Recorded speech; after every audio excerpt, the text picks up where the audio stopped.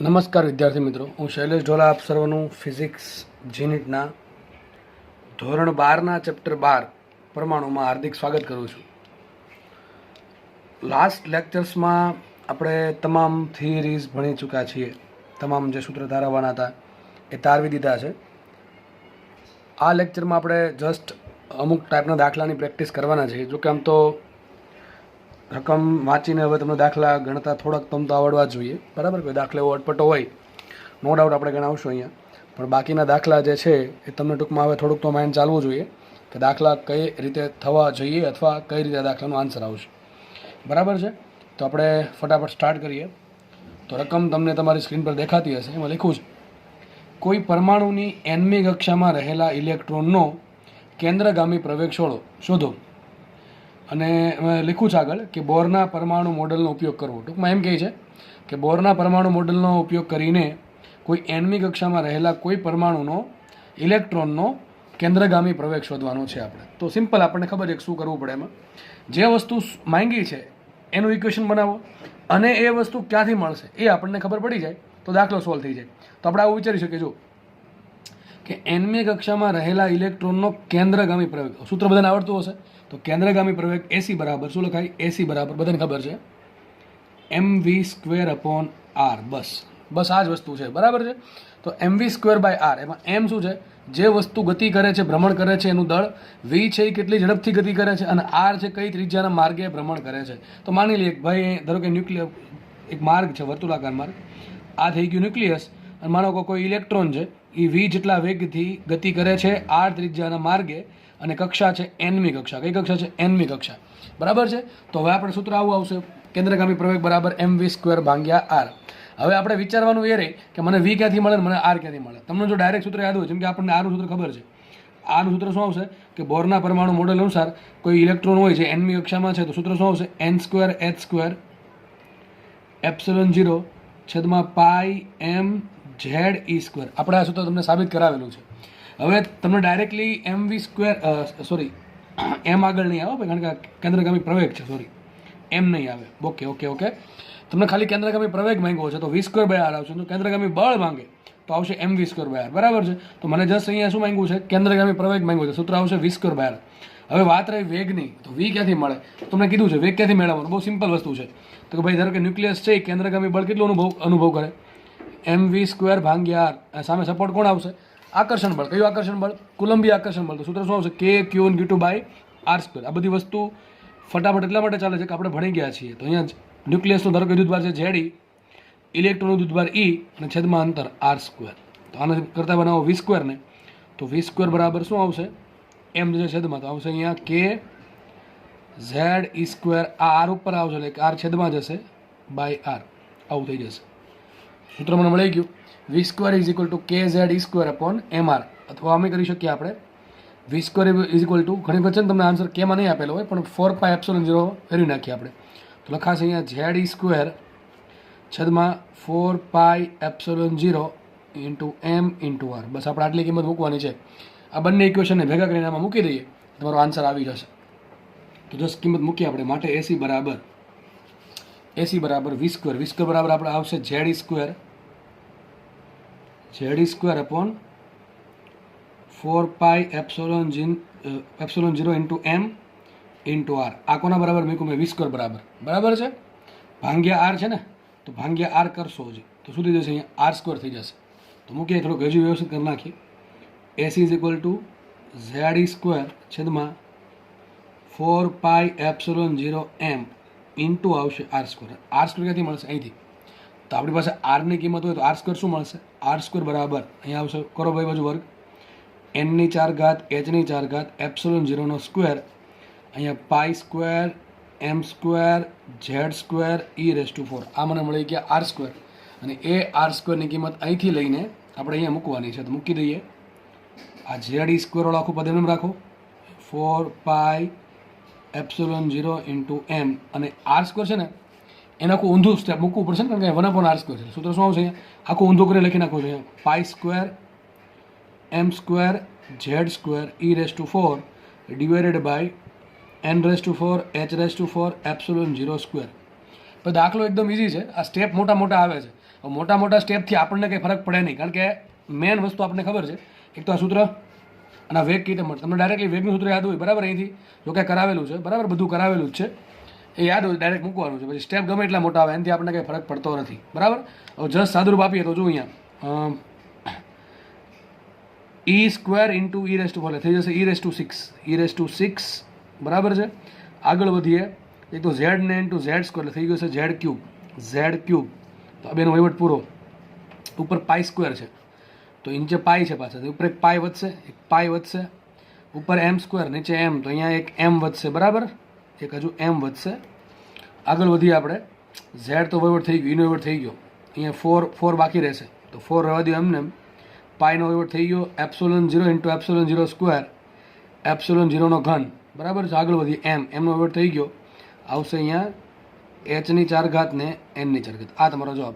આમાં મારે ભૂલમાં કોઈ સ્ટેપ રહી ગયું હોય બરાબર છે, કોઈ લખવાનું રહી ગયું હોય કાંઈક, તો તમે તમારી જાતે સુધારી નાખજો બરાબર. બાકી આન્સર કંઈક આ ટાઈપનો આવશે, e6 ઝેડ ક્યુબ પાઈ એમ છેદમાં 4 એપ્સિલોન 0 ક્યુબ h4 n4. હવે ઘણાના લોકોને આવા ઓપ્શન જોઈને જ બીક લાગે કે ભાઈ આવો આન્સર વિચિત્ર ક્યાંથી લાવો, પણ કંઈ હોતું નથી દાખલામાં. જુઓ તમે, દાખલો એકદમ ઇઝી દાખલો છે. હજી કહું છું કદાચ મારથી કોઈ સ્ટેપમાં આમ તેમ થયું હોય કે કોઈ પદ ભૂલાઈ ગયું હોય તો તમારે તે એડજસ્ટ કરી દેવું, બન્યું હોય તો એવું કદાચ એવું બને તો, કારણ કે આપણે રિવર્સમાં જઈને દાખલો જોતા નથી પાછો એટલે બરાબર છે. તો આગળ વધીએ, દાખલો એકદમ ઇઝી છે. તો જો ઘણા લોકોને આટલું ખબર હોય પણ અહીંથી આગળ કેમ જો ખબર ના હોય, અરે ભાઈ વિચારો મારે એસી શોધવાનો છે, રકમમાં તમને શું આપ્યું, એન આપ્યું છે બરાબર છે, બીજું કંઈ આપ્યું છે નહીં, તો તમારો જે જવાબ છે ને એ એન સ્વરૂપે હોવો જોઈએ બરાબર છે. અને બીજી વસ્તુ કે કોઈ પરમાણુ કીધું છે, કોઈ પરમાણુનો ધારો કે પરમાણુ ક્રમાંક ઝેડ લખી નાખું કે ભાઈ ઝેડ પરમાણુ ક્રમાંક ધરાવતા, એટલે તમને રકમમાં ખાલી બે જ વસ્તુ આપી છે, એક તો કઈ કક્ષામાં છે એનમી કક્ષામાં, અને એનો પરમાણુ ક્રમાંક ઝેડ છે. આ બે વસ્તુ જ છે આપણી પાસે. તો આ બે વસ્તુ તમારે જવાબમાં હોવી જોઈએ. તો ઘણા કેસમાં બીજી બધી વસ્તુ છે, પણ બીજી બધી વસ્તુ કેવી છે, જો અચળ છે, e ની 6 ઘાત અચળ, પાઈ અચળ, એમ એટલે ઇલેક્ટ્રોન દળ અચળ, 4 અચળ, એપ્સિલોન 0 ક્યુબ અચળ, h અચળ, તો વધ્યું શું ખાલી ઝેડ અને એન બરાબર છે. આમાં એમ પૂછી શકે કે જે કેન્દ્રગામી પ્રવેગ છે એ કોના સમપ્રમાણમાં, તો યાદ રાખજો સૂત્ર AC ઇઝ પ્રપોર્શનલ ટુ શું આવશે, ઝેડ ક્યુબ અપોન n4. મને કોઈ દાખલાઓ પૂછાણો તો આ તમારે કામ લાગશે, પણ આવું પૂછાણું હોય તો આવું આખું બધું શોધવાની જરૂર નથી. તમારે શું મૂકવું પડે કે v પ્રપોર્શનલ ટુ શું હોય ને r પ્રપોર્શનલ ટુ શું હોય બરાબર છે. જેમ કે v પ્રપોર્શનલ ટુ હોય ઝેડ બાય એન, તો v સ્ક્વેર પ્રપોર્શનલ ટુ આવશે Z square by N square, અને r પ્રપોર્શનલ ટુ આવે n સ્ક્વેર બાય ઝેડ બરાબર. શું આવશે, n સ્ક્વેર બાય ઝેડ. તો કરો ભેગું, ચલો શું કરીએ આપણે, v સ્ક્વેર ભાગ્યા r કરીએ, ઉપર કરી દઉં છું. તો v સ્ક્વેર ભાગ્યા r બરાબર શું આવશે, v સ્ક્વેર જગ્યાએ શું મૂકી દઉં, ઝેડ સ્ક્વેર ભાગ્યા n સ્ક્વેર, અને r બરાબર શું મૂકી દઉં, n સ્ક્વેર ભાગ્યા ઝેડ. તો શું આવી જશે, પ્રપોર્શનલ ટુ આવશે. શું આવશે પ્રપોર્શનલ ટુ, આ ઝેડ ઉપર ગયો ઝેડ ક્યુબ અને n સ્ક્વેર નીચે આવે n ની 4 ઘાત આવી ગયું ને, જો ઝેડ ક્યુબ બાય n4 અહીંયા જ આવે છે, ઝેડ ક્યુબ બાય n4. તો તમને આ પ્રમાણે પ્રપોર્શનલ પૂછવું હોય તો આ પ્રમાણે ગણતરી કરવાની જરૂર નથી. પણ તમને કીધું કે કેન્દ્રગામી પ્રવેગ છે કેટલો, તો સાહેબ આટલો છે, કેટલો છે તો આ જવાબ આવી ગયો. પણ કોના સમપ્રમાણમાં છે એવું બધું પૂછે તો તમારે આ પ્રમાણે આ બધી ગણતરી કરવાની જરૂર છે નહીં. તમારે શું મૂકવાનું કે ભાઈ કેન્દ્રગામી પ્રવેગ છે કેટલો હોય, v સ્ક્વેર ભાગ્યા r. v પ્રપોર્શનલ ટુ શું હોય, તો Z square by n square હોય, sorry v proportional to Z by n હોય, પણ v સ્ક્વેર પ્રપોર્શનલ ટુ, હવે v સ્ક્વેર ક્યાં આવે, હાફ mv સ્ક્વેરમાં ગતિ ઉર્જામાં આવે, તો ગતિ ઉર્જા પ્રપોર્શનલ ટુ શું હોય, Z square by n square, તો v સ્ક્વેર પ્રપોર્શનલ ટુ આવશે Z square by n square. અને આ તો બધાને ખબર જ હશે, આ સૂત્ર પરથી r proportional to n square by Z કરો, v સ્ક્વેર ભાગ્યા r, તો શું આવી જશે, Z cube by n ratio 4. તો તમને આવું પૂછી શકે ભાઈ, આ સવાલ પણ IMP કે ભાઈ કોઈ કક્ષામાં nમી કક્ષામાં રહેલો ઇલેક્ટ્રોન બરાબર કે જે ઝેડ પરમાણુ ક્રમાંક ધરાવતા પરમાણુનો હોય અને એ nમી કક્ષામાં ઘૂમતો હોય તો એનો કેન્દ્રગામી પ્રવેગ છે કોના સમપ્રમાણમાં હોય, તો AC પ્રપોર્શનલ ટુ આવશે ઝેડ ક્યુબ ના છેદમાં n4. અથવા તમને દાખલો પૂછે કે ભાઈ હાઇડ્રોજન છે એનો આ કક્ષામાં રહેલા ઇલેક્ટ્રોનનો કેન્દ્રગામી પ્રવેગ, અને હિલિયમ છે એનો આ કક્ષામાં રહેલા ઇલેક્ટ્રોનનો કેન્દ્રગામી પ્રવેગનો ગુણોત્તર શોધો. બાકી તમને દાખલા તો હવે આગળ આવડી જશે. આમાં દાખલા પૂછે ગુણોત્તરવાળા તો આપણે ડેફિનેટલી આવડી જવા જોઈએ બરાબર. તો દાખલો ઇઝી છે, પણ જેને આગળનું યાદ છે એને બરાબર છે, આગળનું કંઈ યાદ નહીં હોય તો ડેફિનેટલી કંઈ ખબર પડવાની છે ને આવડવાનું નથી. ઓકે, આપણે આગળ વધીએ. ચલો આગળ વધીએ આપણે. ક્વેશ્ચન તમારી સ્ક્રીનની સામે છે અને તમને લાગે તમે જાતે પણ દાખલો તમારી રીતે ગણી શકો છો, કારણ કે તમે હવે જો વ્યવસ્થિત લેક્ચર જોયા છે શરૂઆતથી તો તમને લગભગ એટલી તો લાઇટ થવી જોઈએ કે દાખલો કઈ રીતે ગણાય અને કઈ રીતે આગળ વધવું જોઈએ દાખલામાં બરાબર છે. તો રકમ વાંચીએ આપણે. જે લોકોને દાખલો ગણો જાતે એ લોકો વિડીયો પોઝ કરીને દાખલો એટલીસ્ટ ટ્રાય કરો ગણવાની બરાબર. આગળ જે ભણાવ્યું છે એના આધારિત દાખલો છે, બીજું કંઈ નવીન નથી એમાં. ચલો રકમ વાંચીએ આપણે. હાઇડ્રોજન પરમાણુમાં બીજી કક્ષામાંથી પહેલી કક્ષામાં ઇલેક્ટ્રોનની સંક્રાંતિ થવાથી ઉત્સર્જિત થયેલા ફોટોનને લિથિયમ ડબલ પ્લસની કોઈ એનમી કક્ષામાં રહેલા ઇલેક્ટ્રોન પર પાડવામાં આવે છે, તો આ ઇલેક્ટ્રોન મુક્ત થઈને દૂર થાય તો ન્યૂનતમ એન કેટલા હશે બરાબર. આપણે એનની કિંમત શોધવાની છે. ફરીથી આપણે વાંચે શું કહે છે, હાઇડ્રોજનનો પરમાણુ છે, એમાં બીજી કક્ષામાંથી પહેલી કક્ષામાં ઇલેક્ટ્રોનની સંક્રાંતિ થઈ તો આપણે ખબર છે શું આપણને ઉર્જા મળશે. મોટી કક્ષામાંથી નીચી કક્ષામાં આવીએ તો ઉર્જા મળે.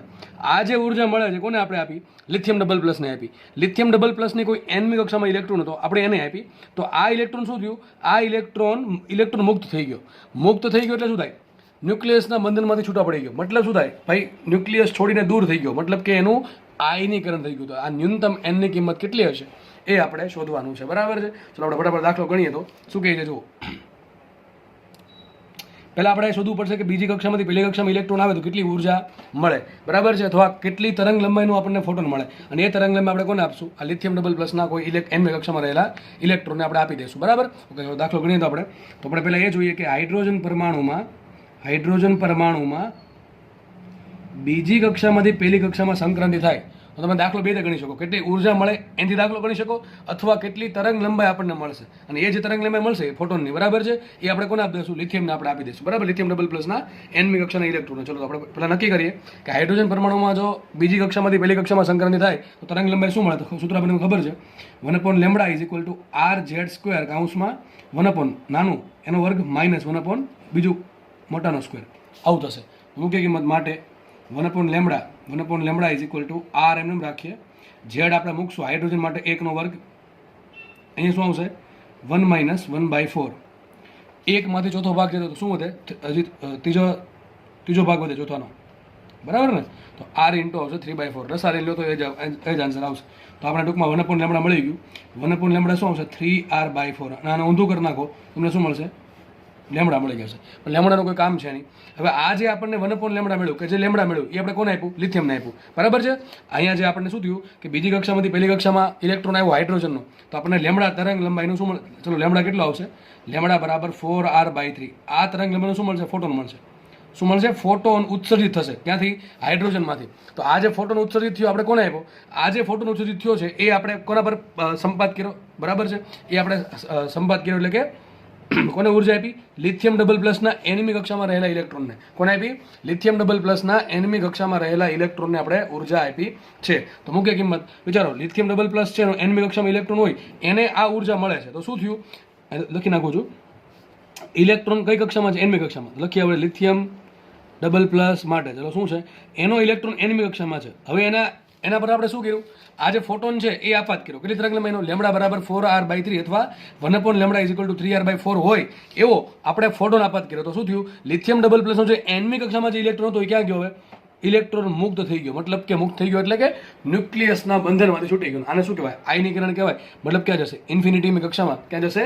ઇન્ફિનિટી કક્ષામાં. બરાબર છે. સૂત્ર શું આવશે? ચલો સૂત્ર શું આવે? 1/λ R કૌંસમાં શું આવશે? અહીંયા RZ² કૌંસમાં 1/n² - 1/∞². પણ આ જે ઉર્જા હશે, એ ઉર્જા ક્યાંથી મળી હશે? અહીંથી મળી હશે. સમજો તમે. આ લેમડા ક્યાંથી મળશે? અહીંથી મળશે.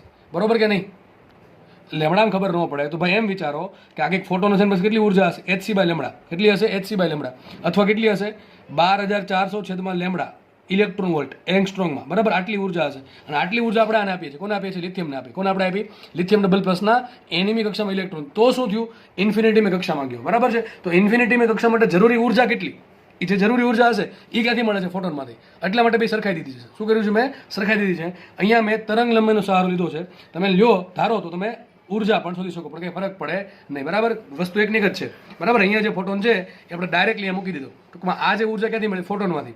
અને એનમી કક્ષામાંથી ઇન્ફિનિટી કક્ષામાં જવું હોય તો જરૂરી ઉર્જા કેટલી? જરૂરી તરંગલંબાઈ કેટલી? 1/λ = RZ² કૌંસમાં 1/n² - 1/∞². આટલું કરો તમને શું મળે? કે એનમી કક્ષામાંથી ઇન્ફિનિટીમી કક્ષામાં જવા દેવું હોય તો ઇલેક્ટ્રોન પાસે જરૂરી લેમડા કેટલું હશે? આટલું હશે. 1/λ = આનું સ્વરૂપ આપો એટલું. પણ એ મળશે ક્યાંથી? અહીંથી મળશે. તો આ જે 1/λ આવ્યું હોય અને આ જે 1/λ છે બે કેવા થશે? સરખા થશે. ભાઈ ખાસ સમજો. હું શું છેલ્લે બોલ્યો છું. બરાબર છે. તો આપણે જસ્ટ ખાલી કિંમત મૂકવાની છે. ચલો મૂકીએ કિંમત. તો 1/λ બરાબર શું? 3R/4. જો આ કિંમત એ મૂકું છું. કેમ મૂકું છું? ખાસ સમજવાનું હતું. હું જે બોલી ગયો એમાં. બરાબર. 3R/4 = R રાખો એમને. આ ઝેડ શું આવશે? ઝેડ બરાબર લિથિયમ છે. લિથિયમ માટે ઝેડ કેટલા હોય? 3 હોય. તો અહીંયા આવશે 3નો વર્ગ. 3નો વર્ગ કૌંસમાં શું આવશે? 1/n² રાખો એમને -1/0. બરાબર. સોરી 1/∞ એટલે થઈ ગયું 0. બરાબર. 0 આવશે. તો જુઓ તમે તમને ઓટોમેટિકલી R મળી જશે. તો અહીંયા આપણે સાદું આપીએ તો શું આવશે? અહીંયા 3R/4 = 3 સ્ક્વેર એટલે કે 9 થઈ ગયા ને, 3 square 9 R upon N square. તો માટે એન સ્ક્વેર બરાબર શું આવશે? આ એન સ્ક્વેર આમ લાવો એટલે આવશે 9 ગુણ્યા 4 ભાગ્યા 3 બરાબર છે. તો 36 ભાગ્યા 3 12 આવ્યું. તો એન સ્ક્વેર બરાબર 12 આવ્યું. એન સ્ક્વેર બરાબર 12 આવ્યું. તો એન સ્ક્વેર 12 આવે છે મતલબ કે એનની કિંમત જો √12 તો હોય નહીં, એનની કિંમત તો √12 ના હોય, એનથી વધારે જ હશે બરાબર છે. તો શું પોસિબિલિટી હોય એમાં? તો એન સ્ક્વેર બરાબર લેવા પડે શું? આપણે 16 લેવા પડે. એન સ્ક્વેર બરાબર 16 મૂકો તો એન બરાબર શું આવે? 4. આ તમારો જવાબ બરાબર છે. એન બરાબર 4 આવશે. ઓકે ચલો, તો દાખલો ઇઝી છે. ખાસ જે સ્ટેપ છે આ સમજવાનું છે કે હાઇડ્રોજનના પરમાણુની બીજીમાંથી પહેલી કક્ષામાં સંક્રાંતિ થઈ ઇલેક્ટ્રોનની બરાબર છે. તો તરંગ લંબાઈ મળશે 4r/3. કેટલી મળશે? 4r/3. આ જે ફોટોન સ્વરૂપે તરંગ લંબાઈ મળી આપણને, જે ફોટોન તરંગ લંબાઈ મળી એ આપણે કોને આપીએ છીએ? લિથિયમ ડબલ પ્લસના ઇલેક્ટ્રોનને, કોઈ ઇલેક્ટ્રોનને આપણે આપી. કઈ કક્ષામાં છે? nમી કક્ષામાં. આપણે n શોધવાનું છે બરાબર છે. આ જેવી ઉર્જા આ ઇલેક્ટ્રોનને મળી nમી કક્ષામાં એટલે શું થઈ ગયું? એનું આયનીકરણ થયું. એટલે ક્યાં થયું? nમી કક્ષામાંથી ઇન્ફિનિટી કક્ષામાં કૂદકો માર્યો છે. તો જસ્ટ આપણે સૂત્ર મૂકવાનું છે કે ભાઈ nમી કક્ષામાંથી ઇન્ફિનિટીની કક્ષામાં જવું હોય તો કેટલી તરંગ લંબાઈ જોઈએ? સૂત્ર આવશે 1/λ = rz² કાઉન્સમાં 1/n² - 1/∞² આપણે સૂત્ર મૂકી દીધું આટલું કે આટલી તરંગ લંબાઈ મળે. પણ આટલી તરંગ લંબાઈની જરૂર પડે એ ક્યાંથી મળશે? અહીંથી મળશે. તો 1/λ = 3r/4 મૂક્યું આપણે n² બરાબર 12 મળે છે. પણ n² બરાબર 12 મૂકીએ તો n બરાબર √12 મળે. પણ તમને ખબર છે n ની કિંમત પૂર્ણાંક સંખ્યા હોય બરાબર છે. એટલે આપણે n² બરાબર શું લીધું? 16 લીધું. એક કન્ડિશન છે ન્યૂનતમ, એટલે n² બરાબર 16 લીધું છે.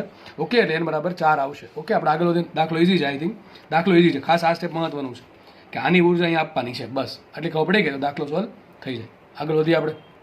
ચલો નેક્સ્ટ દાખલા ગણીએ આપણે. રકમ વાંચીએ આપણે. બોરના મોડેલમાં હાઇડ્રોજન પરમાણુની nમી કક્ષામાં રહેલા ઇલેક્ટ્રોનની દત્ત એટલે કે દ બ્રોગલી તરંગ લંબાઈ લેમડા હોય તો nમી કક્ષાનો પરિઘ કેટલો હશે? હવે આ સૂત્ર ભણાવ્યું હતું તમને બરાબર છે. તમને યાદ હોય તો આપણે એક સૂત્ર સાબિત કર્યું હતું, L = NH/2π. એ જ્યારે સાબિત કર્યું ત્યારે તમને કીધું હતું કે ભાઈ આ કન્ડિશન માટે ઇલેક્ટ્રોન માનો કે nમી કક્ષામાં ભ્રમણ કરે છે. ઇલેક્ટ્રોન છે એ r ત્રિજ્યાની nમી કક્ષામાં ભ્રમણ કરે છે. તો જે ભ્રમણ કરે છે એનો પરિઘ કેટલો હશે? n × લેમડા જેટલો છે. લેમડા શું છે? આ જે ઇલેક્ટ્રોન ભ્રમણ કરે છે એની દ બ્રોગલી તરંગ લંબાઈ. દ બ્રોગલી તરંગ લંબાઈ ક્યાંથી આવશે? અરે ભાઈ ઇલેક્ટ્રોનને વેગ છે, ઇલેક્ટ્રોનને વેગ હોય સૂત્ર શું આવે? લેમડા બરાબર h/mv. આ બધી વસ્તુ લઈ અને L બરાબર આપણે દીધું, L બરાબર દીધું આપણે mvr. આ બધી વસ્તુ ભેગી કરીને આપણે સૂત્ર શું સાબિત કર્યું હતું? L = NH/2π સાબિત કરેલું છે. તો બસ તમને આટલું પૂછ્યું છે ખાલી. જો શું પૂછ્યું છે કે બોરના મોડેલમાં હાઇડ્રોજન પરમાણુની nમી કક્ષામાં રહેલા ઇલેક્ટ્રોનની દ બ્રોગલી તરંગ લંબાઈ લેમડા હોય તો પરિઘ કેટલો હતો? મળી ગયો આન્સર. આટલો પરિઘ હોય. કેટલો પરિઘ હોય? પરિઘ બરાબર હશે n લેમડા. અને ઘણી વખત આવું પૂછે કે તમને nમી કક્ષા આપી દે અને ઇલેક્ટ્રોનની દ બ્રોગલી તરંગ લંબાઈ આપે. કોની તરંગ લંબાઈ છે ભાઈ? યાદ રાખજો, આ ઇલેક્ટ્રોનની દત્ત છે. કોની છે? ઇલેક્ટ્રોનની દત્ત છે. સૂત્ર આવશે પરિઘ બરાબર n લેમડા, અથવા આમે મૂકવું પડે ઘણી વખત 2πr બરાબર n લેમડા. પણ યાદ રાખજો લેમડા શું છે? ફોટોનની તરંગ લંબાઈ નથી. ઘણામાં આવું વિચાર છે કે ભાઈ લેમડા 1/λ = rz². અરે ભાઈ એ સૂત્ર ક્યારે વપરાય? સંક્રાંતિ થાય ત્યારે. બરાબર, આ થોડી સંક્રાંતિ થઈ છે. સંક્રાંતિ થઈ નથી, એ તો ખાલી ઇલેક્ટ્રોન ભ્રમણ કરે છે. તો ઇલેક્ટ્રોનના ભ્રમણના કારણે આપણે ખબર છે લેમડા બરાબર h/mv અથવા h/p પરથી ઇલેક્ટ્રોન પછી દળે છે ને, ઇલેક્ટ્રોન પછી વેગી છે. તો ઇલેક્ટ્રોનને પોતાની ખુદની કંઈક દ બ્રોગલી વેવલેન્થ હશે એનું સૂત્ર છે આ બરાબર છે. સૂત્ર આવશે 2πr બરાબર n લેમડા. તમને એક વસ્તુ કહી દઉં, જ્યારે પણ તમને દાખલો પૂછે એક તો આ પરમાણુની વાત કરે એટલે કે કક્ષાની વાત કરે અને લેમડાની વાત કરે. કોની લેમડા? ઇલેક્ટ્રોન દત્તની. ફરીથી કહું છું, જ્યારે તમને એક્ઝામમાં આ ચેપ્ટરમાંથી ઇલેક્ટ્રોનની દ બ્રોગલી તરંગ લંબાઈ લેમડાવાળો દાખલો પૂછાય તો એક વખત ટ્રાય કરી જોવી કે 2πr બરાબર n લેમડા પરથી દાખલો હશે. કોની વાત કરું છું? ઇલેક્ટ્રોનની દ બ્રોગલી તરંગ લંબાઈ લખી દઉં છું ખાસ. લેમડા શું છે? લેમડા છે ઇલેક્ટ્રોનની દત્ત છે. તમે જે વિરું વિચારો છો 1/λ વાળું rz² કાઉન્સમાં 1/n² - 1/m², ટૂંકમાં જે હોય એ બરાબર છે, એ નથી. આ એ નથી. કારણ કે એ તો ક્યારે થાય? એક કક્ષામાંથી બીજી કક્ષામાં તો બીજી કક્ષામાંથી પહેલી કક્ષામાં આવે ત્યારે આપણને જે ઉર્જા આપવી પડે અથવા આપણને જે ઉર્જા મળશે ફોટોનની એના માટેનું સૂત્ર છે. આ તો ખાલી ઇલેક્ટ્રોનની કોઈ કક્ષામાં છે, ઇલેક્ટ્રોન કોઈ સંક્રાંતિ કરતો નથી ત્યારનું સૂત્ર આ છે. શું? 2πr બરાબર n લેમડા. લેમડા છે ઇલેક્ટ્રોનની દત્ત, દ બ્રોગલી તરંગ લંબાઈ, ડી બ્રોગલી વેવલેન્થ, n છે કક્ષા. કઈ કક્ષા? એટલે કે કક્ષાનો મુખ્ય ક્વોન્ટમાંક, r છે કક્ષાની ત્રિજ્યા બરાબર છે. તો પરિઘ બરાબર n લેમડા છે. ચલો આગળ વધીએ આપણે. નેક્સ્ટ દાખલો જોઈએ. શું કહે છે? જો હાઇડ્રોજન પરમાણુમાં ઇલેક્ટ્રોન બીજી ઉત્તેજિત અવસ્થામાં ભ્રમણ કરે છે. હાઇડ્રોજન પરમાણુમાં ઇલેક્ટ્રોન બીજી, ખાસ વાંચો, બીજી ઉત્તેજિત અવસ્થામાં ભ્રમણ કરે. બીજી ઉત્તેજિત અવસ્થાને શું કહેવાય?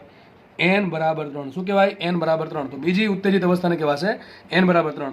એમાં લખ્યું છે જેની ત્રિજ્યા એટલે કે ટૂંકમાં જે ઇલેક્ટ્રોન છે એ જ્યારે બીજી કક્ષામાં એટલે કે સોરી બીજી ઉત્તેજિત અવસ્થા એટલે કે n બરાબર 3માં ભ્રમણ કરે ત્યારે તેની ત્રિજ્યા કેટલી આપી? ત્રિજ્યા r બરાબર આપે છે મને 4.65 એંગસ્ટ્રોમ. કેટલી આપે છે?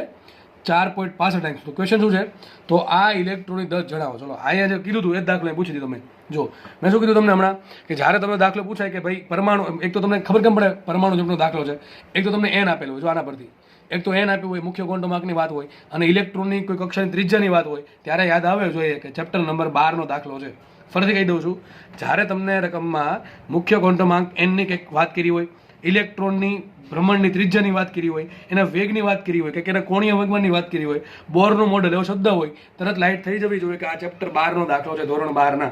બરોબર છે? તો એ મૂકીએ આપણે n બરાબર 3 મૂકીએ, r બરાબર મૂકી દીધા 4.65 એંગસ્ટ્રોમ. તો ક્વેશ્ચન સિમ્પલ છે. આ ઇલેક્ટ્રોન માટે તમે દત્ત જણાવો. ચલો દત્તનું સૂત્ર મેં શું કીધું હમણાં કે એક સૂત્ર મૂકવાનું, પરિઘ બરાબર n લેમ્બડા. શું મૂકવાનું? પરિઘ બરાબર n લેમ્બડા. પરિઘ હોય કેટલો? તો દેખાય જ છે આપણે ઇલેક્ટ્રોન છે r કક્ષા r ત્રિજ્યાની nમી કક્ષામાં ભ્રમણ કરતો હોય તો પરિઘ કેટલો બનશે? 2πr. સૂત્ર મૂકો 2πr = n લેમ્બડા. શોધવાનું છે લેમ્બડા. આપણે લેમ્બડા શોધ્યું હતું. લેમ્બડા બરાબર શું આવશે? 2πr/n. શું આવશે? 2πr/n. તો મૂકીએ લેમ્બડા બરાબર 2π એમને રાખો, 2 × π મૂકો 3.14 અથવા 22/7. r શું આપ્યું છે? r આપ્યું છે 4.65 અને ભાંગ્યા કરવા પડશે 3. બરાબર છે?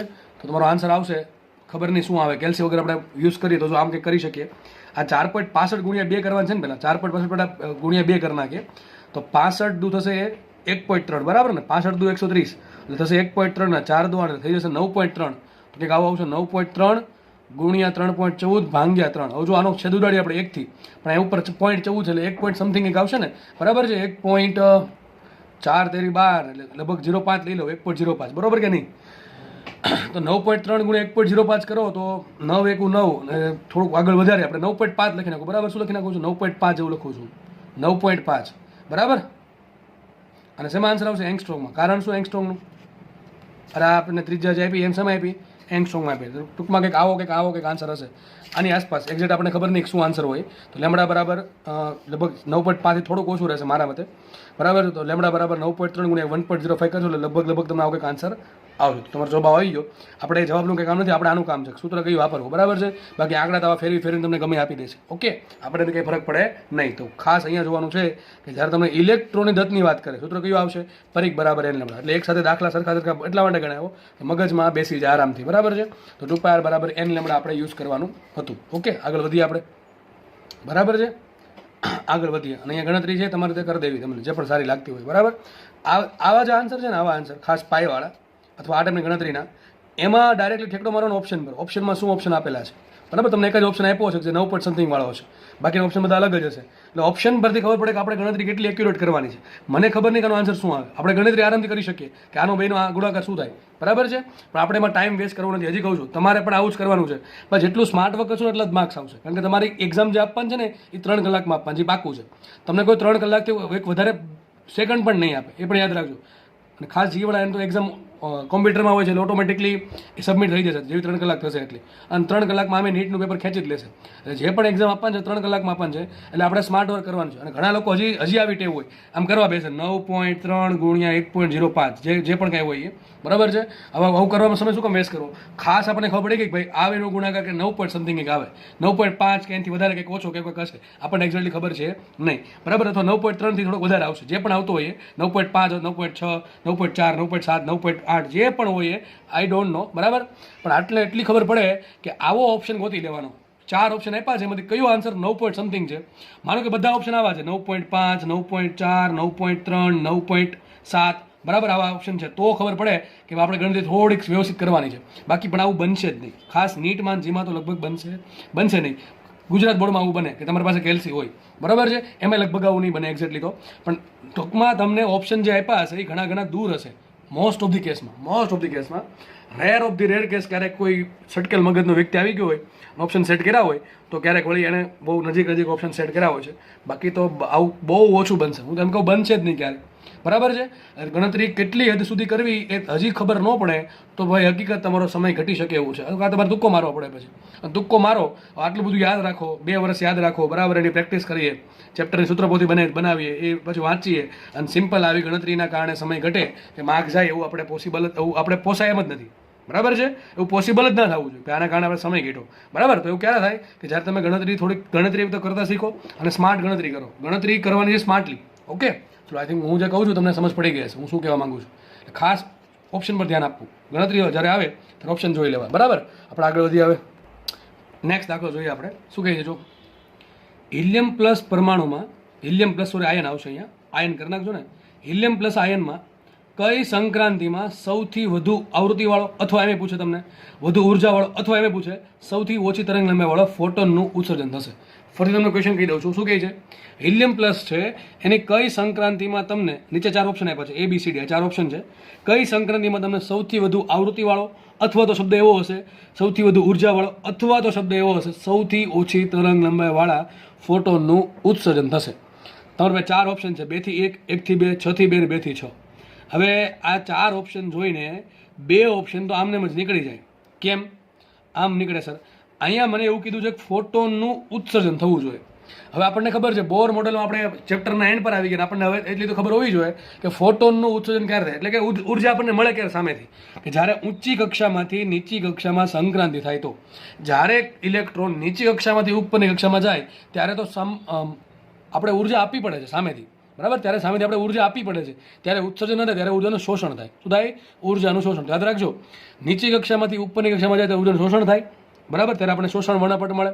અને જ્યારે ઉપરની કક્ષામાંથી નીચેની કક્ષામાં આવે ત્યારે આપણને ઉત્સર્જન વર્ણપટ મળે. બરાબર, તો અહીંયા આપણને એવું કીધું છે ફોટોનનું ઉત્સર્જન થાય.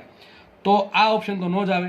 પહેલી કક્ષામાંથી બીજી કક્ષામાં, કારણ કે તો નીચી કક્ષામાંથી ઉપરની કક્ષામાં ગયો એટલે સામેથી આપણે ફોટોન તરીકે ઉર્જા આપણે આપવી પડશે, ઉત્સર્જન થશે. તો આ ઓપ્શન નહીં આવે. એ જ પ્રમાણે 2 થી 6 આ પણ ઓપ્શન આવશે નહીં. માનો કે આપણને બધા ઓપ્શન કંઈક આ ટાઈપના જ આપ્યા છે, 2 થી 1, 3 થી 2, 6 થી 2, પછી 4 થી 3. બરાબર, તો 4 ઓપ્શન આપણા હોઈ શકે. પણ અહીંયા તો જે ઓપ્શન તમને મેં સેટ કરીને આપ્યા છે, મેં એટલા માટે તમને આવા સેટ કરીને આપ્યા કે મારે તમને આવું શું સમજાવી હતી. બરાબર, માનો કે તમને એક્ઝામમાં કંઈક આ ટાઈપનું થયું અને 3 ઓપ્શન આ ટાઈપે નીકળી જાય છે તો દાખલો ગણવાની જરૂર પણ નથી. અને કદાચ બને આવું ભાઈ, એવું નથી કે હું ખાલી કહું છું આવું નથી બનતું, આવું ઘણી વખત બનશે ખરું. તમારે સ્માર્ટલી તમે કેટલા સ્માર્ટ છો ચેક કરાવવું બની શકે.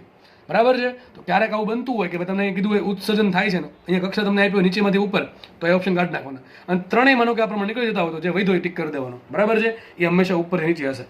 તો માનો કે 4 ઓપ્શન આ ટાઈપના છે, એમાં આપણને એક્ઝેક્ટ ખબર પડતી નથી કે કયો ઓપ્શન આવશે તો શું કરવું પડે. ચલો આ તો તમને આવડવો જોઈએ. હિલિયમ પ્લસમાં કઈ સંક્રાંતિમાં સૌથી વધુ આવૃત્તિવાળો અથવા ઉર્જાવાળો અથવા સૌથી ઓછી તરંગ લંબાઈવાળો તમને ફોટોન મળશે.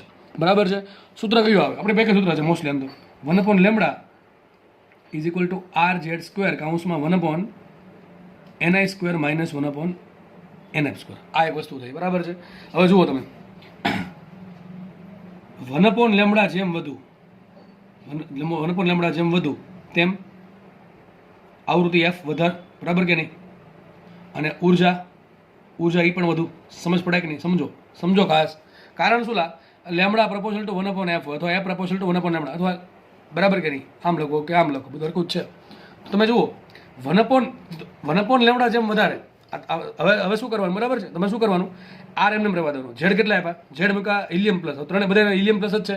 બરાબર છે, હિલિયમ માનો કે આ હિલિયમ પ્લસ, અહીંયા હાઇડ્રોજન હોય, અહીંયા પાછું હિલિયમ પ્લસ હોય, હાઇડ્રોજન હોય, તો આપણે અલગ અલગ ઝેડની કિંમત મૂકવી પડે. ભાઈ 4 ઓપ્શનમાં શું આપ્યું? હિલિયમ પ્લસ જ છે, તો ઝેડની કિંમત મૂકો કે ના મૂકો કે ફરક પડે નહીં, કારણ કે 4 શું લાગુ પડવાનું છે? હિલિયમ પ્લસ જ લાગુ પડવાનું છે. ચલો મૂકી દો કિંમત. તો તમે એક કામ કરજો, દાખલો અહીંથી હોમવર્કમાં ગણજો. હું તમને હિન્ટ આપી દઉં છું શું કરવાનું છે, ખાસ સમજો ભાઈ. અને આ ટાઈપનો દાખલા મોસ્ટ ટાઈમ આ ટાઈપના દાખલા ઇઝી દાખલામાં આ ટાઈપના દાખલા સારા રીતે પૂછાય છે. ઘણા દાખલાઓ પૂછાય છે. બરાબર છે, જેમાં તમને એક દાખલો જે લોકો પેપર આપવા જાય છે, જેટલી બી શિફ્ટમાં એક્ઝામ લેવાય એમાંથી કોઈક શિફ્ટના ભાગમાં આવો દાખલો જરૂરથી આવશે જ. બરાબર છે, આવો દાખલો જરૂરથી આવશે કે નીચે જે સંક્રાંતિઓ આપી છે એમાં કઈ સંક્રાંતિમાં તમને વધુ આવૃત્તિ મળે, વધુ ઉર્જા મળે, અથવા તો ઓછી તરંગ લંબાઈ મળે, અથવા ઉલટું પૂછે કે વધુ તરંગ લંબાઈ મળે, ઓછી આવૃત્તિ મળે કે ઓછી ઉર્જા મળે. તો બધું વિચારવાનું છે. તો કરવાનું શું? સૂત્ર તો આપણે લેમડાનું છે 1/λ ઇઝ ઇક્વલ ટુ RZ² કાઉન્સમાં 1/NI² માઇનસ 1/NF². આ થઈ ગયું.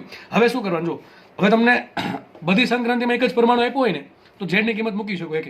બરાબર, સોરી, બધા માટે સરખી જ છે, એટલે મૂકો કે ના મૂકો કોઈ ફરક નહીં પડે. પણ માનો કે આ તમને એમ કીધું હોય બરાબર છે કે આ હાઇડ્રોજનની સંક્રાંતિ છે, આ હિલિયમની છે, આ પછી લિથિયમ ડબલ પ્લસની છે, આ છે બેરિલિયમ પ્લસ. તો તમારે અલગ અલગ ઝેડની કિંમત બધામાં અલગ અલગ આવશે.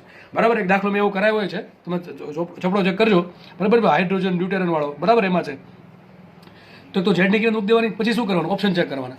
એક વખત આ મૂકીને જો અહીં શું આવશે, 1 વર્ગ માઇનસ 2 વર્ગ. પછી ચલો આ તો નહીં જ આવે. પછી બીજો કેવો હોય તો 6 થી 2 હોય તો એક વખત મૂકીને જોવાનું. અહીં શું આવશે, 1/2 વર્ગ માઇનસ 1/6 વર્ગ. પછી આપવાનું સાદું રૂપ. પછી જોવાનું જેના માટે 1/λ વધારે હોય એના માટે આવૃત્તિ વધારે હશે, એના માટે ઉર્જા એ વધારે હશે. બરાબર છે. હવે તમને રકમમાં તમને જે દાખલો પૂછશે એમાં બધી વસ્તુ કારે નહીં પૂછે, આ ત્રણ વસ્તુ હારે નહીં પૂછે, તમને કોઈ એક વસ્તુ પૂછે. આ તો મેં તમને એક્ઝામ્પલ આપવા માટે કીધું છે, લખ્યું છે કે ભાઈ વધુ ઉર્જાવાળો અથવા તો વધુ આવૃત્તિવાળો અથવા ઓછી તરંગલંબાઈ. ટૂંકમાં ત્રણમાંથી એક વસ્તુ પૂછે, અથવા ઉલટું પૂછે કે ઓછી આવૃત્તિવાળો અથવા ઓછી ઉર્જાવાળો અથવા વધુ તરંગલંબાઈવાળો ફોટોન શું છે. તો આ દાખલામાં, આ ટાઈપના દાખલામાં તમારા સૂત્રમાં કિંમત મૂકવાની. આ 4 ઓપ્શન ચેક કરવાના. બરાબર છે. જો કે આમાં તો 2 તો નીકળી જ ગયા છે, આ અને આ, એટલા માટે આ તો 2 આવશે જ નહીં. તો વિધા કે આ 2 જસ્ટ તમારામાં કિંમત મૂકવાની છે અને ચેક કરવાનું છે કે કોના માટે 1/λની કિંમત. ટૂંકમાં આ જે રકમ છે આખી RZ² કાઉન્સમાં 1/ni² - 1/nf², એની કિંમત કોના માટે વધારે આવે છે. જેના માટે વધારે હોય એ તમારો જવાબ તમે જાતે ગણી નાખજો. બરાબર છે. તો એક દાખલો બીજો હોમવર્કમાં આપું છું. અહીં તમને 4 ઓપ્શન જો કીધું છે. હોમવર્કનો દાખલો આવો છે કે હાઇડ્રોજન પરમાણુમાં કઈ સંક્રાંતિ માટે સૌથી વધુ તરંગ લંબાઈ મળે, તરંગ લંબાઈ ધરાવતો ફોટોન મળે. ફરીથી રકમ વાંચું છું. હાઇડ્રોજન પરમાણુમાં નીચેનામાંથી કઈ સંક્રાંતિ માટે, ઇલેક્ટ્રોનની કઈ સંક્રાંતિ માટે સૌથી વધુ તરંગ લંબાઈ, ખાસ યાદ રાખજો, સૌથી વધુ તરંગ લંબાઈ ધરાવતો ફોટોન મળશે. જો કે દાખલો તો આમને થઈ જાય મારા મતે. આ દાખલામાં આવું બધું કરવાની જરૂર નથી. ઘણા કે સર આમ કેમ હાઇડ્રોજન પરમાણુ છે અને તમને શું ભણાવી છે, મેં શ્રેણી ભણાવી છે. યાદ કરો, લાયમન, બામર, પાશોન, બ્રેકેટ ને ફંડ. એમાં લાયમનથી તમે જેમ ફંડ તરફ જતા જાઓ એમ તરંગ લંબાઈ વધતી જાય. તો તમારે આમ ચેક કરવાનું છે કે આમાંથી કઈ તરંગ લંબાઈ માટે, આ કઈ શ્રેણી ક્યાં પડે. બરાબર, અને શેના માટે તમને સૌથી વધુ તરંગ લંબાઈ મળે. એક તો એક એ થઈ, પણ આ ક્યારે લાગુ પડે, તમને હાઇડ્રોજન આપ્યો હોય તો જ. બરાબર, બીજા માટે લાગુ પડશે નહીં. તો સર આવું યાદ ન શું કરવું, બસ આમાં કિંમત મૂકવાની. હાઇડ્રોજન તમને કીધું છે, આમાં બેમાં ફરક શું છે, બે દાખલામાં. અહીંયા હિલિયમ છે ને અહીંયા હાઇડ્રોજન છે, એનાથી કાંઈ ફરક બીજો ન પડે. અહીં Z = 4 આવે હિલિયમ માટે અને Z = 1 આવે. જો કે બધી જે સંક્રાંતિ આપી છે માત્ર કોના માટે આપી છે, હાઇડ્રોજન માટે જ આપી છે બધી સંક્રાંતિ. તો Z મૂકો કે ના મૂકો કે ફરક પડશે નહીં. તમારે ચેક શું કરવાનું, 3 થી 1 લો તો શું મૂકવાનું, 1 વર્ગ માઇનસ 3 વર્ગ. 4 થી 3 લો શું મૂકવાનું, 3 વર્ગ માઇનસ 4 વર્ગ. 6 થી 4 મૂકો શું કરો, 1/4 વર્ગ માઇનસ 1/6 વર્ગ. અને 5 થી 3 મૂકો શું કરો, 1/3 વર્ગ માઇનસ 1/5 વર્ગ. પછી જોવાનું કોના માટે 1/λ વધારે, જેના માટે 1/λ વધારે એના માટે F વધારે, એના માટે ઉર્જા વધારે, એના માટે લેમડા ઓછું. અહીંયા તમને ઉલટું પૂછ્યું છે, કોના માટે તરંગ લંબાઈ સૌથી વધુ. તો જેના માટે 1/λ નાનું એની તરંગ લંબાઈ મોટી. સમજ પડે કે ન પડે, એમ ખબર ન પડે. લેમડાને 1/λ કરી નાખો ઊંધું તો શું મળી જશે, લેમડા મળી જશે. બરાબર, દાખલો હોમવર્કમાં આપું છું એટલા માટે આપણું ચેપ્ટર હવે પૂરું થઈ ગયું છે. અને હજી જો આવું તકલીફ પડતી હોય તો આપણે લેક્ચર વ્યવસ્થિત જોયા એવું સાબિત થાય છે. બરાબર છે, તો લેક્ચર વ્યવસ્થિત જોયા છે તો તમને હું શું જે બોલું છું, જે દાખલા તમને હોમવર્કમાં આપું છું એ ડેફિનેટલી તમને આવડી જ જશે. બરાબર છે, તો દરેક વિદ્યાર્થી એવા દાખલા હોમવર્કમાં ગણવા. એક દાખલો બીજો હોમવર્કમાં આપું, ત્રીજો. આમ તો નીચેનામાંથી કઈ સંક્રાંતિ દરમિયાન, નીચેનામાંથી કઈ સંક્રાંતિ દરમિયાન શું રાખશું આપણે, સૌથી વધુ ઉર્જાના ફોટોનનું ઉત્સર્જન થશે. ચલો બરાબર, હું ઓપ્શન આપું છું. હાઇડ્રોજન પરમાણુ એક લઈ લઈએ, હિલિયમ લઈ લઈએ, એક લઈ લઈએ લિથિયમ ડબલ પ્લસ ને એક લઈ લઈએ બેરિલિયમ +3. બરાબર, 4000 એક એક્ઝામ્પલ આપણે આપી દઈએ. દાખલો આખો જો ઓપ્શન A છે, ઓપ્શન B છે, ઓપ્શન C છે અને ઓપ્શન D છે. ઓકે, ચલો લખીએ. અહીંયા આપણે 6 થી લખીએ 2, અહીંયા લખી નાખીએ આપણે 3 થી 1, અહીં લખીએ 4 માંથી 2 અને બેરિલિયમ +3 માટે ઓપ્શન બનાવીએ આપણે 3 માંથી 2. ઓકે, ચલો આ 4 ઓપ્શન છે. આ 4 માંથી કઈ સંક્રાંતિમાં, હાઇડ્રોજનની 6 થી 2મી સંક્રાંતિ, હિલિયમ +3 માંથી પહેલી કક્ષામાં સંક્રાંતિ, લિથિયમ ડબલ પ્લસની 4 માંથી 2માં સંક્રાંતિ અને બેરિલિયમ +3ની 3 માંથી બીજી સંક્રાંતિમાં કઈ સંક્રાંતિ દરમિયાન તમને સૌથી વધુ ઉર્જાવાળા ફોટોનનું ઉત્સર્જન થશે. હવે આમાં તમારે શું કરવું પડે? ચારે ચાર માટે અલગ સૂત્ર વાપરવું પડે. 1/λ is equal to R Z square. કારણ કે ચાર ચાર માટે લેમડા, આના માટે ઝેડ કેટલો? 1, આના માટે ઝેડ 2, આના માટે ઝેડ 3, આના માટે ઝેડ 4. બરાબર? તો ઝેડની અલગ અલગ કિંમત આવશે અને સંક્રાંતિ પાછી અલગ અલગ છે. બધી તમારે ચેક કરવું પડશે. બરાબર? તમારે આના માટે 1/λ શોધવાનું, આના માટે 1/λ શોધવાનું, ચારે ચાર માટે 1/λ શોધો. પછી અહીં વાંચવાનું શું કીધું છે મને? સૌથી વધુ ઉર્જા ક્યારે વધારે? તો આપણે ખબર છે E બરાબર HF બરાબર HC/λ. બરાબર છે? તો જેમ એફ વધારે એમ એ ઉર્જા વધારે. એફ ક્યારે વધારે હોય? 1/λ વધારે હોય તો. બરાબર? અથવા લેમડા જેમ નાનું હોય એમ ઉર્જા વધારે. બરાબર કે નહીં? તો બસ તમારે ચેક શું કરવું છે? આ ચારમાંથી કોનું 1/λ સૌથી વધારે આવે છે? 1/λ બરાબર કે તમને આર સમથિંગ એક કિંમત મળશે. બરાબર છે? ચારમાં તો ચારમાંથી કોનું 1/λ સૌથી વધારે મળે છે એ તમારો જવાબ થઈ જશે. તો આવજો, આ દાખલા આવડી ગયા. તો આ દાખલો આવડી ગયો સમજવાનું, આપણે કોઈ પણ દાખલો આવશે આવડી જશે. ખાસ અહીંયા યાદ રાખવાનું એ શું પૂછ્યું શું છે. નેક્સ્ટ ક્વેશ્ચન આપણે લઈએ ઉપરનો. કયા નીચેનામાંથી કયા અણુની આયનીકરણ ઉર્જા સૌથી ઓછી છે? ચલો, શું ક્વેશ્ચન છે? નીચે તમને 4 ઓપ્શન આપ્યા છે. એ 4 ઓપ્શનમાંથી તમારે એવું કહેવાનું છે કે નીચેના જે 4 ઓપ્શન છે એમાંથી કયો અણુ અથવા પરમાણુની આયનીકરણ ઉર્જા સૌથી ઓછી છે. આ ટાઈપના દાખલામાં શું કરવાનું કે ભાઈ આપણને એક્ઝેક્ટલી ચોખવટ જ પડે કે કઈ કક્ષાનો ઇલેક્ટ્રોન છે એની આયનીકરણ ઉર્જાની વાત કરવાની છે. જ્યારે આવી ચોખવટ ના પાડી હોય, ટૂંકમાં ખાસ આયનીકરણના સંદર્ભમાં અને આ પ્રમાણે ઓપ્શન આપ્યા હોય ત્યારે શું કરવાનું કે છેલ્લો ઇલેક્ટ્રોન છે ને લઈ લેવાનું. કારણ કે વિચારો તમે કે તમે કોઈ અણુને ઉર્જા આપો છો.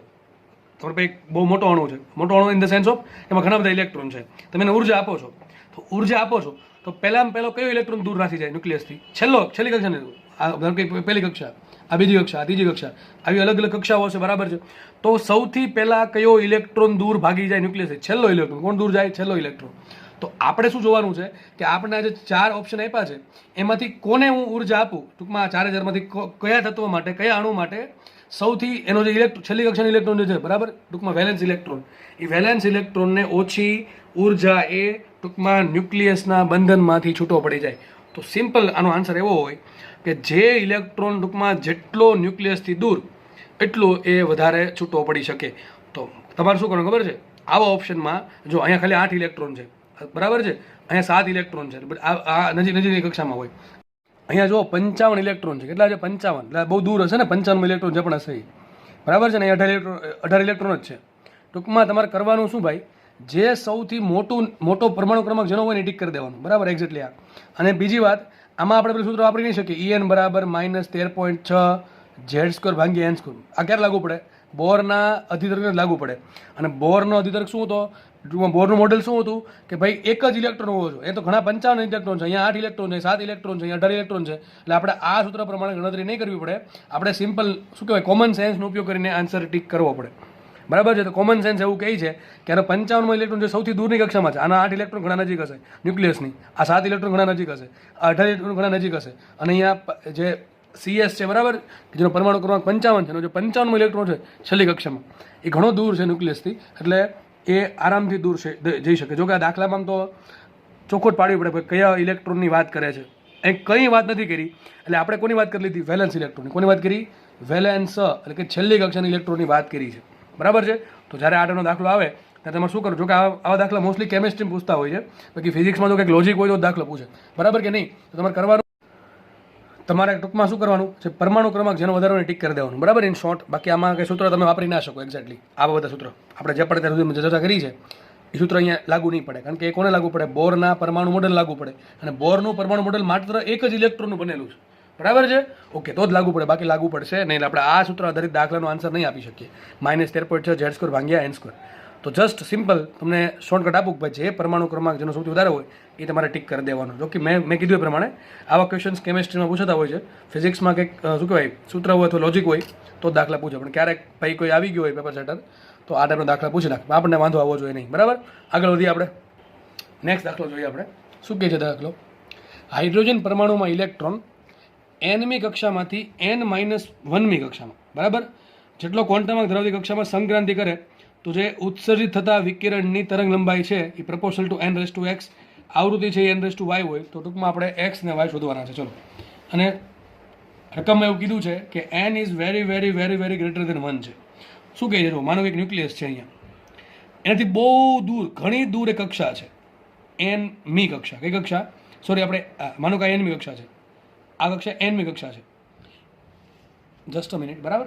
તો માનો કે એક ન્યુક્લિયસ છે એનાથી ઘણી દૂર, કારણ કે આપણે કન્ડિશન આપી છે n is very very very very greater than 1. ટૂંકમાં એક કરતાં એનની કિંમત બહુ મોટી છે, બરાબર. માનો કે બહુ દૂરની કક્ષામાં એક ઇલેક્ટ્રોન છે, ક્યાં છે? એનમી કક્ષામાં. એ ઇલેક્ટ્રોન કૂદકો મારીને ક્યાં આવે છે? નીચી કક્ષામાં. જો ક્યાં આવે છે? એનમી કક્ષામાંથી n-1મી કક્ષામાં. તો ક્યાં આવ્યો? n-1મી કક્ષામાં. આ પ્રમાણે અહીંથી લઈને અહીંયા સંક્રાંતિ કરી, બરાબર છે. તો ક્વેશ્ચન એવો છે કે જે વિકિરણનું ઉત્સર્જન થાય છે એ વિકિરણની તરંગ લંબાઈ છે એ એનની કેટલી ઘાતના સમપ્રમાણમાં હોય, અને જે આવૃત્તિ છે, જો કે તરંગ લંબાઈ મળે એટલે આવૃત્તિ મળી જવાની છે, કેટલી ઘાતના સમપ્રમાણમાં હોય આવૃત્તિ જે છે, બરાબર. તો એક્સ મળે તો વાય ઓટોમેટિક મળશે. બે કેવા હશે? વ્યસ્ત હશે એકબીજાના, બરાબર કે નહીં? ચલો આગળ વધીએ આપણે. તો શું કરવું પડે? સૂત્ર મૂકવું પડે, બીજું કાંઈ ના કરે. કઈ સૂત્ર છે? મારે લેમડા શોધવું છે. સૂત્ર શું? 1 lambda is equal to r into Z square કૌંસમાં 1/ni square minus 1/nf square. આવું તમને ભણાવ્યું છે. અહીંયા સંક્રાંતિ ક્યાં થઈ? એનમી કક્ષામાંથી n-1મી. તો જે નાની છે અહીંયા મૂકવાની, મોટી છે અહીંયા મૂકવાની, બરાબર. અને ઝેડ શું મૂકશું આપણે? ઝેડ બરાબર મૂકશું, હાઇડ્રોજન છે એટલે ઝેડ બરાબર 1 મૂકી દઈએ આપણે. 1 lambda is equal to r એમ રાખવાનું, ઝેડ બરાબર મૂકી દઈએ 1/2. અહીંયા કાઉન્સમાં શું આવશે? કાઉન્સમાં 1 એના તરીકે શું છે? નાની કક્ષા કઈ છે? n-1. અહીંયા આવશે n-1/2 માઇનસ આવશે nf એટલે ઉપરની કક્ષા n સ્ક્વેર. હવે આપણે લેમડા છે એ એનના કેટલી ઘાતના સમપ્રમાણમાં છે આપણે એ શોધવાનું છે. એના માટે મારે આપવું પડે સાદુરૂપ. તો ચલો સાદુરૂપ આપણે લસા લઈ લઈએ. તો આને અહીંયા ગુણો અને અહીંયા ગુણો. તો શું આવશે? માટે 1 lambda is equal to r કાઉન્સમાં અહીંયા શું આવશે? વિચારો, n સ્ક્વેર માઇનસ અહીંયા આવશે n-1/2 અને છેદમાં આવશે n સ્ક્વેર ઇન્ટુ n-1/2, બરાબર કે નહીં? ચલો આગળ વધીએ આપણે. તો થોડીક આપણે સ્માર્ટ વર્ક કરવાનું છે આમાં, એટલે દાખલાનો આન્સર આવી જશે. ચલો આપણે કાઉન્સ છૂટો પડે. શું આવશે? ઉપર n સ્ક્વેર એમને. ચલો આ કાઉન્સ છૂટો પાડો. શું આવશે? અહીંયા n square plus 1 plus 2n. શું આવશે? n square plus 1 plus 2n. તો આવશે minus n square minus 1 minus minus plus, બરાબર ને? અહીં શું આવશે? -2n, બરાબર. આ કોના જેવું થઈ ગયું? a માઇનસ b નો વર્ગ શું થાય? a square plus b square minus 2ab એના જેવું છે. તો અહીંયા n square plus 1 minus 2n minus minus plus, તો પ્લસ 2n છેદમાં શું આવશે? n સ્ક્વેર કાઉન્સમાં n સ્ક્વેર માઇનસ 1.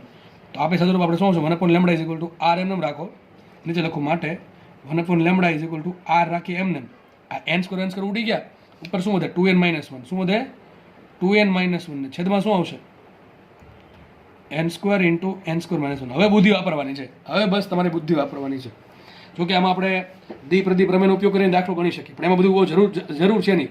એ બધા એમાં જવાની જરૂર આઈ થિંક મને નથી લાગતી, કારણ કે આપણે આમાં બુદ્ધિ વાપરવાની છે. આપણે કન્ડિશન શું આપી કે ભાઈ એનની કિંમત 1 કરતાં બહુ વધારે છે. એનની કિંમત બહુ વધારે છે. માનો કે તમે લઈ લો ભાઈ 1 કરોડ. કેટલી લઈ લો? એનની કિંમત 1 કરોડ. હું જસ્ટ એક્ઝામ્પલ આપું ભાઈ તમને ખાલી, બરાબર. જસ્ટ એક્ઝામ્પલ આપું છું. એનની કિંમત તમારે 1 કરતાં બહુ મોટી લેવાની છે. તમે ગમે એ લ્યો, બરાબર. 1 કરતાં ઘણી મોટી લેવાની છે. તો આપણે વિચારી શકીએ. જો સૂત્ર શું આવ્યું? 1 લેમડા લખશો આપણે. 1 lambda is equal to r રહેવા દો એમને. ચલો હવે એક તો n બહુ મોટા છે, સમજો. એનની કિંમત બહુ મોટી છે 1 કરતાં. પાછું ડબલથી પછી ઉપર ગુણાકારમાં 2 ડબલ થઈ જશે. માનો કે તમે એનની કિંમત તમે ધારી 500. શું ધારી? જસ્ટ ખાલી એક્ઝામ્પલ આપો. 500 ગુણ્યા 2 કરો 1000 થઈ ગઈ. હવે તમે 1000માંથી 1 બાદ કરો, ના બાદ કરો, બહુ કંઈ ફરક નહીં પડે, કારણ કે એનની કિંમત 1 કરતાં બહુ મોટી છે. તો ઉપર શું આવશે? 2n માંથી 1 બાદ કરો કે નહીં કરો, લગભગ એનો આન્સર 2n જેટલો જ આવશે. કોનો જેટલો આવશે? 2n જેટલો. ચલો આપણે શું કરી નાખ્યું? 2n-1 નું મેં કરી નાખ્યું 2n. ચલો આગળ વધીએ. નીચે n સ્ક્વેર એમને રાખું છું અને n-1 નો વર્ગ. જો એનની કિંમત તો બહુ મોટી છે. n માંથી તમે 1 બાદ કરો કે ના કરો, કાંઈ ફરક પડે નહીં. તો હું એમ જ માનું છું કે n માંથી હું 1 બાદ ના કરું તો શું આવશે? અહીંયા n સ્ક્વેર આવશે. શું આવશે? n square. સમજ પડી કે ન પડી? તો સૂત્ર શું બની ગયું? માટે 1 lambda is equal to r. જો આ 2r થઈ ગયું, શું થઈ જશે? 2r. આ 2r અને શું આવશે? n એક ઉડી જાય. શું આવશે? n ક્યુબ, બરોબર કે નહીં? તો આપણે પ્રપોર્શનલ કામ લખાઈશું lambda proportional to n cube, બરાબર કે નહીં? 1 lambda is equal to 2r by n cube આવ્યું. લેમડા બરાબર શું આવશે? લેમડા બરાબર આવશે n ક્યુબના છેદમાં 2r. આ રફલી કિંમત છે. આ તમને રફ આન્સર આપશે, કારણ કે આપણે એકને નેગ્લેક્ટ કરેલ છે, પણ બહુ રફ નહીં આપે. લગભગ નજીક હશે આ આન્સર અને આનો આન્સર, બરાબર. આજે 1 લેમડા છે એ અને આજે 1 લેમડા છે, બે લગભગ નજીક હશે. સમજો? ખબર પડે કે નહીં? કારણ કે n ઘણો મોટો છે 1 કરતાં, એટલા માટે. ત્યાંથી સાબિત થયું લેમડા પ્રપોર્શનલ ટુ, આનું ઊંધું કરી નાખો. શું થઈ ગયું? n ક્યુબ બાય 2 એટલે lambda proportional to n cube. તો lambda proportional to n cube હોય તો f પ્રપોર્શનલ ટુ શું હોય? f પ્રપોર્શનલ ટુ શું હોય? n-3 ઘાત. કારણ શું? અરે લેમડા પ્રપોર્શનલ ટુ 1/f હોય. ઊંધું થઈ જશે કે થઈ જાય, બરાબર. એટલા માટે તો lambda proportional to n cube આવશે અને f પ્રપોર્શનલ ટુ એનની -3 ઘાત આવશે. તો માંગ્યું શું આપણને લેમડા પ્રપોર્શનલ ટુ એનની એક્સ ઘાત, તો એક્સ બરાબર શું આવશે 3 આવશે, અને આવૃત્તિ પ્રપોર્શનલ ટુ એનની વાય ઘાત, તો શું આવશે વાય બરાબર -3. જો કે તમને બેમાંથી એક જ માંગશે, આ તો મેં તમને એક્સ્ટ્રા કરાવ્યું છે. કદાચ ભવિષ્યમાં કોઈ આવૃત્તિ માંગી લે દાખલા આપણે એટલો તો ગણવો જ પડે, કેટલો લેમડા સુધી, બરાબર છે. આવૃત્તિ માંગે એક સ્ટેપ વધારે જવાનું, તમને બેમાંથી એક માંગશે ટૂંકમાં, કે આ લેમડા માંગે કે આવૃત્તિ માંગે, બરાબર. કાં તમને ઉર્જા માંગે, તો ઉર્જા બરાબર શું હોય, જે આવૃત્તિ સમપ્રમાણમાં હોય એ જ ઉર્જા સમપ્રમાણ, કારણ સૂત્ર શું E બરાબર HF હોય, એટલા માટે E પ્રપોર્શનલ ટુ F હોય. ઓકે, તો આ ટાઈપનો દાખલા પૂછાય કે જેમાં આ તમને ટૂંકમાં આ કન્ડિશન બધી ખબર પડી જવી જોઈએ. આવું ભવિષ્યમાં કોઈ પણ જગ્યાએ આવે, એવું નહીં કે આ ચેપ્ટરમાં કોઈ પણ જગ્યાએ આવે, સમજી જવાનું કે કાંઈક આપણે આવું કંઈક કરવાનું છે જેમાં એક વસ્તુને બીજી વસ્તુ સાપેક્ષે નેગ્લેક્ટ કરવાની, પણ વ્યવસ્થિત રીતે, એમની આડેધડ ગમે ત્યાં.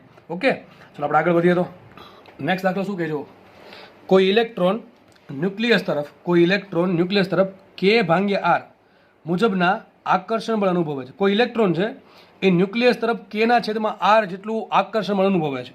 તેને બોર મોડેલની શરત લાગુ પાડતા, બોર મોડેલની શરત કઈ યાદ કરો, L બરાબર NH/2π લાગુ પાડતા K પ્રપોર્શનલ ટુ, K શું છે, આ ગતિ ઉર્જા છે, આ ગતિ ઉર્જા લખી નાખ્યું તમે, ગતિ ઉર્જા K is proportional to n ની x ઘાત, ત્રિજ્યા R પ્રપોર્શનલ ટુ n ની y ઘાત, અને વેગ v છે પ્રપોર્શનલ ટુ n ની z ઘાત મળતું હોય તો આપણે x, y અને z શોધવાનું છે. દાખલો બહુ ઇઝી છે, તમને કાલે એક દાખલો કરાવ્યો હતો, યાદ હશે લાસ્ટ લેક્ચરમાં આપણે સ્થિતિ ઉર્જાનો દાખલો ગણ્યો હતો. Q બરાબર કંઈક તમને આપ્યું હતું 12kr², બરાબર છે.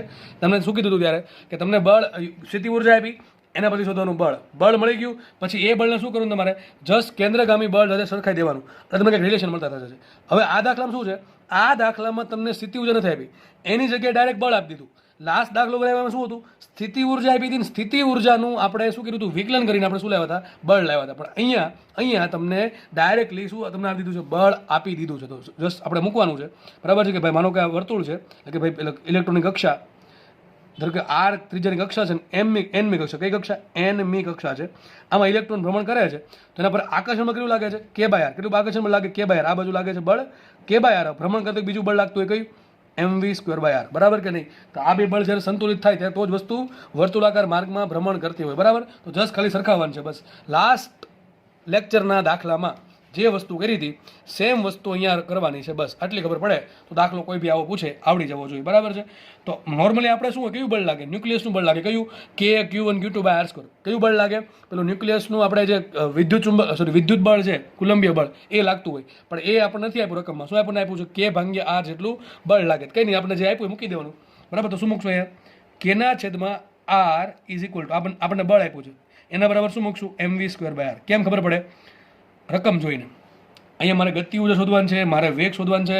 મેં તમને લાસ્ટ લેક્ચરમાં કીધું હતું કે જ્યારે આ ટાઈપની સિચ્યુએશન હોય કે જેમાં તમને કોઈ વર્તુળાકાર માર્ગે ફરતી હોય અને રકમમાં કોઈ સ્થિતિ ઉર્જા આપી હોય, બળ આપ્યું હોય, ત્યારે શું કરવાનું, કેન્દ્રગામી બળ બરાબર આપેલું બળ. જો આપેલું બળ ડાયરેક્ટ આપ્યું હોય તો કંઈ વાંધો છે નહીં, ના આપ્યું શું કરવાનું, સ્થિતિ ઉર્જાનું વિકલન કરીને પહેલાં બળ શોધવાનું, બળ મળી જાય બેન સરખાવવાનું, ઓટોમેટિક તમને વેગ મળશે અને ગતિ ઉર્જા મળશે. આ ત્રીજા R જ છે ભાઈ, R જ છે, ચલો R કરી દઉં છું, R જ છે, બરાબર. શું છે, mv²/r. ચલો મુખ્ય કિંમત તો K બરાબર, K શું છે, K તો અચળાંક છે ને, લખવાનું રહી ગયું અહીંયા, K અચળાંક છે. આ જે K છે ને એ K અચળાંક છે, K અચળાંક છે. ઓકે, તો જુઓ તો શું આવ્યું, K/R આપણે રકમમાં આપ્યું છે, અને વર્તુળાકાર માર્ગે ભ્રમણ એટલે શું થશે, mv²/r. બે કેવા થાય, સરખા થાય. સાબિત શું થયું, સાબિત થયું K બરાબર mv². આ K શું છે, હજી કહું છું, આ K અચળાંક શું છે, અચળાંક રકમમાં આપણને આપેલો છે એ છે. તો મને એમ કહો v² બરાબર શું આવશે, v² બરાબર K/m. હવે આ શું છે, K અચળાંક છે, અને દળ શું છે, એ પણ અચળાંક છે, અચળ છે. તો અચળ ભાંગ્યા અચળ બરાબર શું આવશે, અચળ આવશે. તો v² કેવું થઈ ગયું, અચળ. ટૂંકમાં વેગ છે એ અચળ થઈ ગયો, વેગનો વર્ગ અચળ, ટૂંકમાં સાબિત શું થયું, માટે v² બરાબર અચળ થયું. v² બરાબર અચળ હોય તો v બરાબર શું હોય, v બરાબર અચળ હોય. મતલબ શું, મતલબ સાહેબ એનો એમ થયો કે વેગ છે એ કોઈના પર ડિપેન્ડ કરતો નથી, ત્રિજ્યા પર ડિપેન્ડ નથી કરતો, અને મુખ્ય ક્વોન્ટમાંક n પર પણ ડિપેન્ડ નથી કરતો. મતલબ શું થયો, વેગ અચળ છે, ટૂંકમાં એનું સાબિત એમ થયું કે ઇલેક્ટ્રોન આ મોડેલ અનુસાર જો બળ K/R લાગતું હોય, આકર્ષણ બળ એટલું હોય, K/R હોય, તો કોઈ પણ ઇલેક્ટ્રોન કોઈ પણ કક્ષામાં હોય, કોઈ પણ ત્રિજ્યાની કક્ષામાં હોય, એના માટે વેગ કેવો હશે, અચળ હશે. પણ કયું, આપણે કોની વાત કરીએ છીએ, આ મોડલની વાત કરીએ. તમને જે રકમમાં આપેલું છે એ પરમાણુ મોડલ માટે આવું થાય, બધા માટે થાય નહીં, બરાબર છે. બાકી આપણે જે મોડલ ભણ્યા છે એમાં વેગ બદલે છે, બરાબર ને. સૂત્ર શું હતું, CZ/137n, બરાબર છે. તો Z અને n અનુસાર વેગ બદલે, પણ અહીંયા જે મોડલ આપ્યું છે એ અનુસાર વેગ બદલશે અને વેગ કેવો છે, અચળ. તો લખાય અહીં વેગ, અહીં v એ R અને n પર આધારિત નથી, આધારિત નથી. કારણ શું? વેગ છે કેટલો? કેના છેદમાં સોરી કેટલો છે? રૂટ કે બાય એમ. કે તો અચળ છે, કે અચળ છે, રકમ આપેલા છે, અને એમ પણ દળ, એમ શું છે? ઇલેક્ટ્રોનનું દળ, એ પણ અચળ છે, એ કંઈ બદલાય નહીં. તો વેગ છે એ કોઈના પર ડિપેન્ડ કરતો છે, અને ટૂંકમાં વી એ આર અને એન પર આધારિત નથી. સાબિત શું થયું? વી પ્રપોઝલ ટુ શું આપણે રકમમાં શું આપ્યું છે આપણને?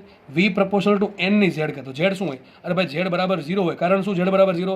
અરે ભાઈ માનો કે વી પ્રપોઝલ ટુ એન ની એક ઘાત આવ્યું તો આપણે ઝેડ બરાબર 1 કહેત, બે ઘાત આવ્યું તો 2 કહેત. પણ અહીંયા વેગ છે એ એન પર ડિપેન્ડ નથી કરતો. સાબિત શું થયું? V proportional to N raise to 0 છે અને V proportional to R raise to 0 છે. વેગ છે એ એન પર પણ ડિપેન્ડન્ટ નથી અને વેગ છે એ ત્રિજ્યા પર પણ ડિપેન્ડન્ટ નથી. બરાબર? વેગ કેવો થઈ ગયો? અચળ થઈ ગયો. ટૂંકમાં કોઈ પણ ઇલેક્ટ્રોન ગમે ત્યાં હોય એનો વેગ કેટલો હશે? હંમેશા વી બરાબર અંડરરૂટ કે બાય એમ. ચલો વેગ અચળ થઈ ગયો. ગતિ ઉર્જા સૂત્ર શું આવે? ગતિ ઉર્જાનું સૂત્ર, ગતિ ઉર્જા કે બરાબર હાફ એમવી સ્ક્વેર. શું આવશે સૂત્ર? Half MV. ચલો મૂકીએ કિંમત. ગતિ ઉર્જા કે બરાબર, જો મેં કે આ થોડોક અલગ એટલા માટે કર્યું કે આ કે અને આ કે થોડોક અલગ અલગ લાગે એટલા માટે. આ ગતિ ઉર્જાનો કે છે. મૂકીએ કિંમત હાફ એમ એમ રાખવાનું. વી સ્ક્વેર શું આવશે? વી સ્ક્વેર બરાબર આવશે કે બાય એમ. શું આવશે? કેના છેદમાં એમ. તો શું આવ્યું? ગતિ ઉર્જા કે બાય 2. માટે સાબિત થયું. માટે સાબિત થયું ગતિ ઉર્જા કે બરાબર કેટલી આવી? કે ભાગ્યા 2. શું આવી? દેખાય છે કે નહીં? કે બરાબર આવ્યું હાફ એમ વી સ્ક્વેર. વી સ્ક્વેર બરાબર શું મૂક્યા? કેના છેદમાં એમ. બરાબર ને? વી સ્ક્વેર બરાબર શું મળે મને? કેના છેદમાં એમ મૂક્યા તો એમ એમ ઉડી ગયા. શું હતું? કે બાય 2. કે તો શું છે? આ તો અચળાંક છે. આ તો અચળાંક છે ને બે એક સંખ્યા પણ એ અચળ થઈ ગયું. કેવું થઈ ગયું? અચળ. તો માટે સાબિત શું થયું? ગતિ ઉર્જા કે બરાબર અચળ. ગતિ ઉર્જા કે અચળ થઈ ગઈ તો મને એમ કહો ગતિ ઉર્જા કે કોના પર ડિપેન્ડ કરે? આર પર ડિપેન્ડ કરે ને? આર ની 0 ઘાત પર ડિપેન્ડ કરે. ગતિ ઉર્જા છે એની કેટલી ઘાત પર ડિપેન્ડ કરે? 0 ઘાત પર ડિપેન્ડ કરે. કારણ શું?